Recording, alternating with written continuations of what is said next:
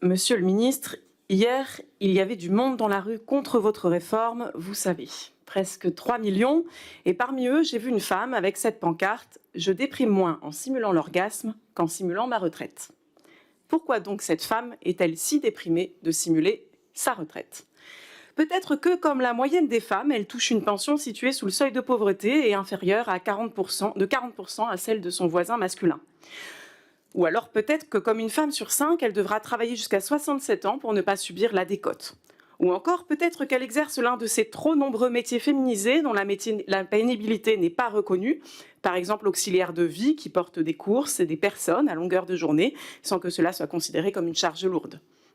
Peut-être subit-elle un temps partiel, faute de solution de garde d'enfants. Monsieur le ministre, cette réalité vécue par les femmes est déjà fort déprimante et vous réussissez l'exploit de l'aggraver encore avec votre réforme. Avec votre réforme, l'augmentation de la durée de travail sera 2 fois plus forte pour les femmes que pour les hommes.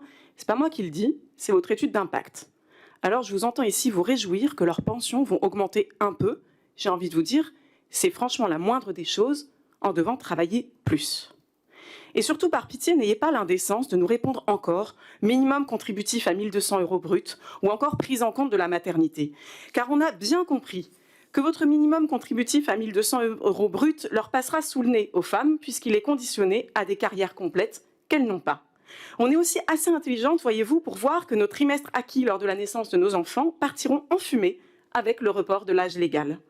Bref, Elisabeth Borne ment quand elle dit que les femmes seront les grandes gagnantes. Vous venez de mentir de nouveau en disant que cette réforme avantage les femmes. En vérité, monsieur le ministre, la vérité, c'est qu'avec votre réforme, tout le monde est perdant et que les femmes sont les grandes perdantes.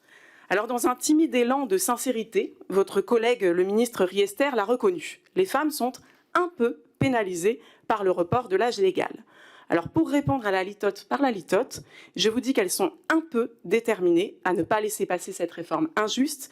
Elles se mettent en grève, quoi qu'il leur en coûte, et elles descendent dans la rue, bien décidées à vous faire reculer. Et je crois que vous feriez mieux de les entendre, car l'histoire le montre, quand les femmes s'en mêlent, le pouvoir tremble. D'abord, madame la députée, je ne doute de l'intelligence de personne, par définition. Et c'est même un principe que j'ai dans la vie politique. Je pense que les élus sont intelligents, je pense que les électeurs sont intelligents. Et je ne crois ni aux efforts de pédagogie, mais uniquement aux efforts d'explication et de conviction quand on arrive à avoir les arguments qu'il faut. La deuxième chose, c'est que si je peux partager cela avec vous, je ne vous autorise pas très clairement à dire que je mens. Les éléments que j'ai avancés sont des éléments qui sont dans l'étude d'impact et qui montrent les effets de la réforme tels qu'ils ont été imaginés, pensés et prévus. Donc vous avez le droit d'être en désaccord avec moi, mais je ne vous autorise pas à me traiter de menteur. Je vous dis que vous avez le droit d'être en désaccord avec moi, mais vous n'avez pas le droit de me traiter de menteur. Tout le monde va travailler plus, les femmes comme les hommes. Mais le graphique de la page 56 le montre. Il y a le maintien d'un âge effectif de départ à la retraite qui sera inférieur pour les femmes. Vous dites, n'ayez pas l'indécence de parler de minimum contributif à 1 200 €. Mais ce qui est indécent, ça serait de maintenir le niveau des pensions là où il est. Peut-être que vous considérez que c'est insuffisant. Peut-être que vous considérez que ça ne compte pas. Mais moi, je considère que lorsqu'on améliore de 100 € des pensions qui sont à 1 050, 1 060 € aujourd'hui, ça compte. Et ça compte pour ceux qui vont pouvoir ainsi en bénéficier. Et qu'il y a 200 000 retraités par an, sur les 800 000 départs, qui vont bénéficier d'une pension meilleure, jusqu'à 100 €, par l'application de la réforme plutôt que par sa non-application. Puis enfin, un dernier mot, mais pour vous dire que et vous montrer que j'ai écouté la totalité de votre question. Jusqu'à 53 ou 54 secondes, j'étais d'accord avec tout. Peut-être pas à la pancarte, parce que je ne l'aurais pas écrit comme ça. Mais j'étais d'accord avec tout sur le fait qu'il y a des inégalités professionnelles, le fait que les femmes aujourd'hui sont à la retraite victimes d'inégalités qui sont la conséquence d'inégalités tout au long de la vie.